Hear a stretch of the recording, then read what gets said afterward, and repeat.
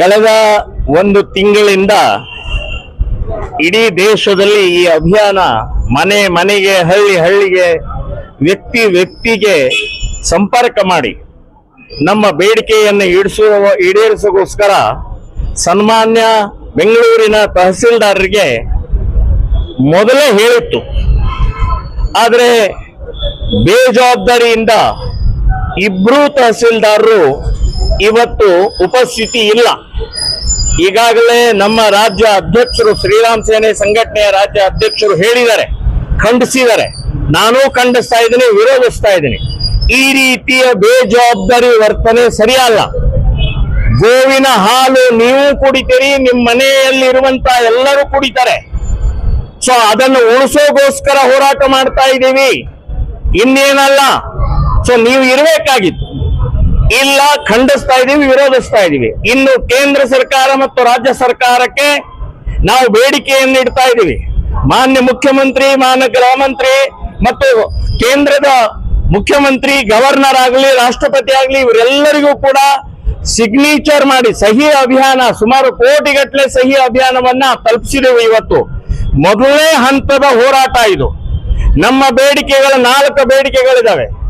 ಒಂದು, ರಾಷ್ಟ್ರೀಯ ಪ್ರಾಣಿ ಅಂತ ಹೇಳಿ ಗೋಮಾತೆಯನ್ನು ಘೋಷಣೆ ಮಾಡಬೇಕು. ಎರಡನೇದು, ಗೋಮಾಂಸ ರಫ್ತಾಗೋದನ್ನ ನಿಲ್ಲಿಸಬೇಕು. ಮೂರನೇದು, ಗೋ ಹತ್ಯಾ ನಿಷೇಧ ಕಾನೂನು ಕೇಂದ್ರದಲ್ಲೇ ಘೋಷಣೆ ಮಾಡಬೇಕು, ಒಂದು ರಚನೆ ಆಗಬೇಕು. ನಾಲ್ಕನೇದು, ಗೋಮಾಳ ಅನ್ನುವಂಥದ್ದು ಜಾಗ ಗೋವುಗೋಸ್ಕರ ಇಟ್ಟಂತದ್ದು ಇವತ್ತು ಅತಿಕ್ರಮಣ ಆಗಿದೆ, ಅದನ್ನು ತೆರವುಗೊಳಿಸಿ ಗೋವುಗೋಸ್ಕರ ಇಡಬೇಕು ಅಂತನ್ನುವಂಥದ್ದು ಈ 4 ಬೇಡಿಕೆಗಳನ್ನ ಮೊದಲನೇ ಹಂತದಲ್ಲಿ ತಹಸೀಲ್ದಾರ್ಗೆ ಇಡೀ ದೇಶದಲ್ಲಿ ಇವತ್ತು ಕೊಟ್ಟಿದ್ದೇವೆ. ಮುಂದಿನ ಹಂತದಲ್ಲಿ ಹೋರಾಟ ಇನ್ನು ಮುಂದುವರಿಯುತ್ತೆ ಅನ್ನುವಂಥದ್ದು ನಾನು ಈ ಸಂದರ್ಭದಲ್ಲಿ ಹೇಳ್ತೀನಿ. ಅಭಿಯಾನ ಇದು ನಮ್ದು ಬರೋ ಒಂದು ಶಾಂಪಲ್. ಮುಂದಿನ ಕಾಲಘಟ್ಟದಲ್ಲಿ ನೀವು ಎಲ್ಲಾ ವಿಷಯವನ್ನು ಮುತಾಲಿಕ್ ಜಿ ಅವರು ಎಲ್ಲ ಹೇಳಿದ್ದಾರೆ. ಮತ್ತೆ ರಿಟರ್ನ್ ಅದನ್ನ ಹೇಳೋ ಅವಶ್ಯಕತೆ ಇಲ್ಲ.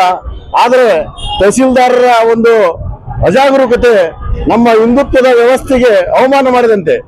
ಅಂತ ಅವಮಾನ ಮಾಡಿರ್ತಕ್ಕಂಥ ತಹಸೀಲ್ದಾರನ್ನ ಅಮಾನತ್ ಮಾಡ್ತಕ್ಕಂಥ ವ್ಯವಸ್ಥೆಯನ್ನು ನಾವು ಮಾಡಬೇಕು. ಅದ್ರ ಜೊತೆಯಲ್ಲಿ ಇಂತಹ ಕಾರ್ಯಗಳು ಮೇಲಿಂದ ಮೇಲೆ ನಮ್ಮ ಹಿಂದೂಗಳ ಮೇಲೆ ನಡೀತಕ್ಕಂಥ ದೌರ್ಜನ್ಯಗಳನ್ನ ನಡೀತಕ್ಕಂಥ ವ್ಯವಸ್ಥೆಯನ್ನು ನಾವು ಎಚ್ಚೆತ್ತುಕೋಬೇಕು. ಅದೇ ರೀತಿಯಲ್ಲಿ ಸಮಾಜದ ವ್ಯವಸ್ಥೆಯಲ್ಲಿ ಗೋ ರಕ್ಷಣೆಗಾಗಿ ದುಡಿತಕ್ಕಂಥ ಮಕ್ಕಳ ಮೇಲೆ ಕೇಸ್ ಹಾಕ್ತಕ್ಕಂಥ ವ್ಯವಸ್ಥೆಯಲ್ಲಿಯೂ ಸಹಿತ ಈಗ ಸರ್ಕಾರ ಮುಂದಾಗಿದೆ.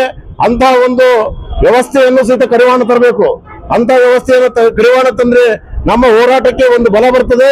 ಅಂತ ಹೋರಾಟವನ್ನ ಮಾಡ್ತಕ್ಕಂಥ ಎಲ್ಲ ನಮ್ಮ ಶ್ರೀರಾಮ ಸೇನೆಯ ಮಕ್ಕಳಿಗೆ ರಕ್ಷಣೆ ಕೊಡ್ತಕ್ಕಂಥ ವ್ಯವಸ್ಥೆಯಲ್ಲಿ ನಾವು ಸದಾಕಾಲವಾಗಿ ಜೊತೆಗಿದ್ದೇವೆ ಅಂತ ಹೇಳ್ತಾ ಒಂದೆರಡು ಮಾತಿಗೆ ವಿರಾಮ ಕೊಡ್ತೇನೆ.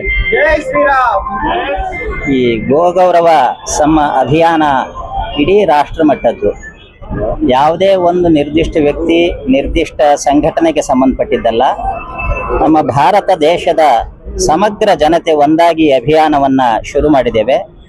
1 ವರ್ಷ 6 ತಿಂಗಳ ಕಾಲ ಈ ಅಭಿಯಾನ ನಡೀತಾ ಇದೆ. 4 ಹಂತಗಳಲ್ಲಿ ಅಭಿಯಾನ. ಇದು ಮೊದಲನೇ ಹಂತದ ಅಭಿಯಾನ. ಈ ಹಂತದಲ್ಲಿ ನಾವು ದೇಶದ 5400 ತಹಸೀಲ್ದಾರ್ಗಳಿಗೆ ಏಕಕಾಲದಲ್ಲಿ ಮನವಿಯನ್ನು ಕೊಡ್ತಾ ಇದ್ದೇವೆ. ಈ ಮನವಿ ಯಾರಿಗೆ ಕೊಡ್ತಿದ್ದೇವೆ ಅಂದ್ರೆ, ರಾಜ್ಯದ ಮುಖ್ಯಮಂತ್ರಿಗಳಿಗೆ, ರಾಜ್ಯಪಾಲರಿಗೆ, ದೇಶದ ಪ್ರಧಾನಮಂತ್ರಿಗೆ ಮತ್ತು ರಾಷ್ಟ್ರಪತಿಗೆ ಈ ಮನವಿಗಳನ್ನ ತಹಸೀಲ್ದಾರ್ ಮೂಲಕ ಸಲ್ಲಿಸ್ತಾ ಇದ್ದೇವೆ. ಇದು ಮೊದಲನೇ ಹಂತದ ಅಭಿಯಾನ.